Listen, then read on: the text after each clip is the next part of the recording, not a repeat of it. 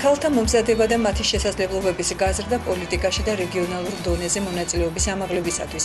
დასავლეთ საქართველოს ამომრჩეველ ქალთა ლიგის აქტიური მუშაობის მხარდაჭერა.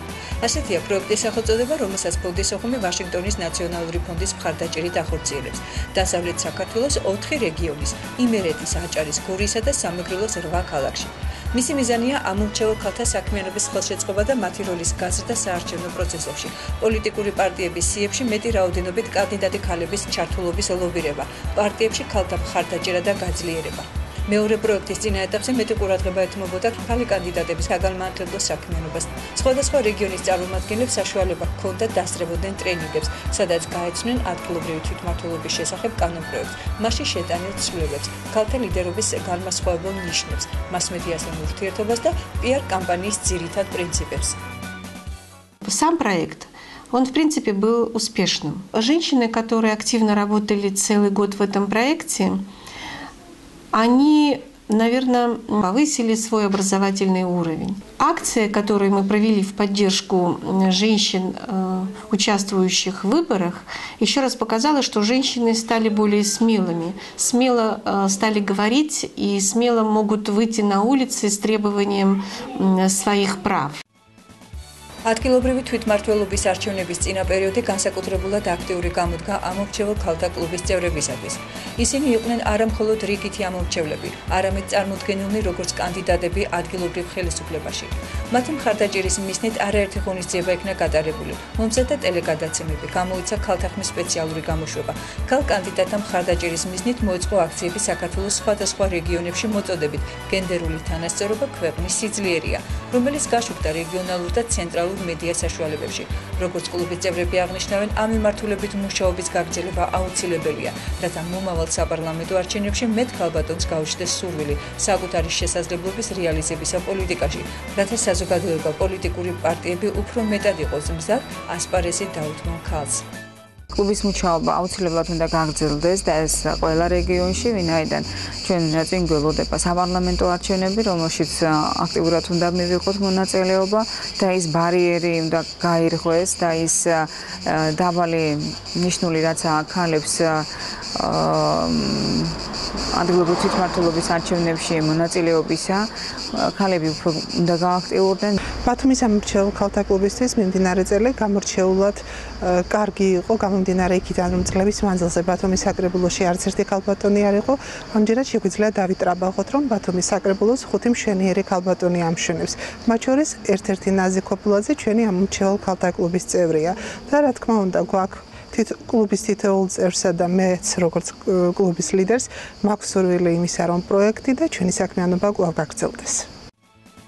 ფონდის ძალისხმევით გენდერული პოლიტიკის პოპულარიზაციის მიზნით დაარსდა ახალი ამომრჩეველ ქალთა კლუბები ხობში, ფოთში, ხონში, წყალტუბოში, სადაც მონაწილეები ხშირად განიხილავდნენ ხელისუფლებასთან, პოლიტიკურ პარტიებსა და მედიასთან თანამშრომლობის აუცილებლობის საკითხს. კლუბის წევრები გამოხატავენ სურვილს, რომ მომავალში მონაწილეობა მიიღონ ყველა ღონისძიებაში, რომელიც ფონდის მიერ მოეწყობა ქალთა მხარდასაჭერად. ჩვენ მომავალშიც გეგმავთ ამ კუთხით მუშაობის გაგრძელებას ჩვენს ქალბატონებთან, როგორც ადგილობრივებთან, ასევე ხაზგასმით აღნიშნავდი, რომ დევნილებთანაც ჩვენს კლუბებში დევნილ ქალბატონთა რაოდენობა უნდა გაიზარდოს დაახლოებით 50%-ით. რამდენიმე ხნის წინ წყალტუბოში დახვდა ამომრჩეველ ქალთა კლუბი. რა თქმა უნდა, ეს პირველი შეგვეხმიანეს ფონდის სოხუმიდან ძალიან მოხარულები გავხდით. ვიმუშავეთ, იყო შეხვედრები, ვეცადეთ, რომ უფრო მეტი ქალი გასულიყო საკრებულოში. სამომავლოდ ამ მიმართულებით კიდევ გაგრძელდება მუშაობა და ძალიან გვინდა, რომ ამ ფონდმა, ამომრჩეველ ქალთა კლუბმა გააგრძელოს კიდევ მუშაობა, რათა შედეგი უკეთესი მივიღოთ. სხდომებზე იყო დებატები, კამათი იყო ჯაბაზე, ქალის გააქტიურებაზე, ქალთა მოსვლაზე პოლიტიკაში, ქალის როლზე სამშვიდობო კონფლიქტების მოგვარებაში, მის დარეგულირებაში. ქონდა შეხვედრები სოფლის წარმომადგენელ ქალბატონებთან, სოფლებში ნოჯიხეევი, ზუბი, ბია და პირადად გავესაუბრეთ არჩევნების წინ ქალბატონებს მოვახდინით მათი გააქტიურება. ქალთა პრობლემების გადაწყვეტის ლობირებისა და პოლიტიკაში მეტი ჩართულობის მიზნით მიმდინარე წლის განმავლობაში სისტემატიურად ხდებოდა შეხვედრები პოლიტიკურ პარტიებთან, როგორც რეგიონალურ, ასევე ცენტრალურ დონეზე, რამაც აჩვენა გენდერული თვალსაზრისით არსებული სიტუაცია პარტიებში.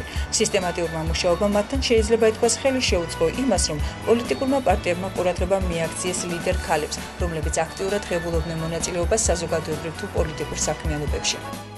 რეგიონულ დონეზე პოლიტიკურ პარტიებთან სისტემატიურმა შეხვედრებმა თავისი შედეგი გამოიღო.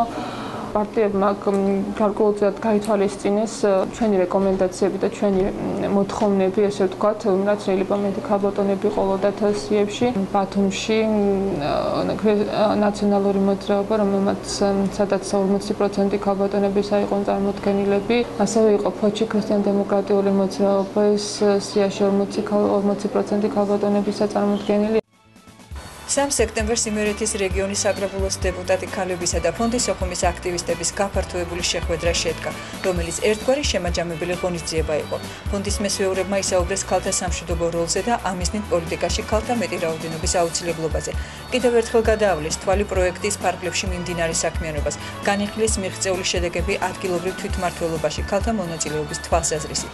შეხვედრის გარკვეული ნაწილი დაეთმო დამოუკიდებელი ექსპერტის ეკატერინე გამახარიას ავტორობით გამოცემულ სახელმძღვანელოს გენდერი და პოლიტიკური პარტიები, რომელმაც დიდი ინტერესი დაიმსახურა როგორც საინტერესო ნაშრომმა ქვეყნის გენდერული პოლიტიკის სხვადასხვა ასპექტების ანალიზის თვალსაზრისით. შეხვედრის ნაწილი ქალთა სამშვიდობო როლის პროპაგანდას დაეთმო, მის როლს ქვეყნის სამშვიდობო საქმეში. ამ თვალსაზრისით ფონდის ბოლო ინიციატივა იყო რუსი მწერლისა და ჟურნალისტის ელვირა გორიუხინას წიგნი „მასწავლებლის მოგზაურობა კავკასიაში“, რომელიც ფონდმა საკუთარი ძალებით თარგმნა და გამოსცა.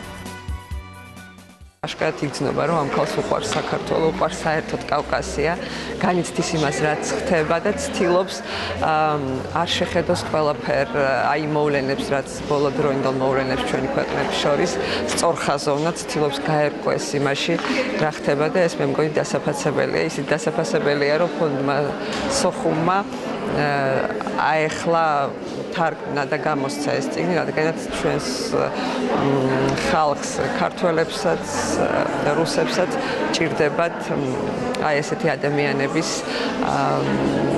შემოქმედების გაცნობა. ეს არის ძალიან სერიოზული ნამუშევარი, როგორც მწერლის, ფილოსოფოსის, კონფლიქტოლოგის, ჟურნალისტის და როგორც ქალის. აქ იგრძნობა, რომ წიგნი არის დაწერილი მეგობრის მიერ. მართალია პროექტის მიმდინარე ეტაპი დასრულდა, მაგრამ მუშაობა მიმართულებით კვლავ გაგრძელდება. განსაკუთრებით ყურადღება დაეთმობა კლუბების განვითარებას, მათში დევნილთა საზოგადოების ქალთა ნაწილის აქტიურ ჩართვას. განსაკუთრებულ მნიშვნელობას შეიძენს ქალთა პრობლემების ლობირების საკითხი რეგიონალურ და ცენტრალურ დონეზე. Что мы планируем делать на будущее?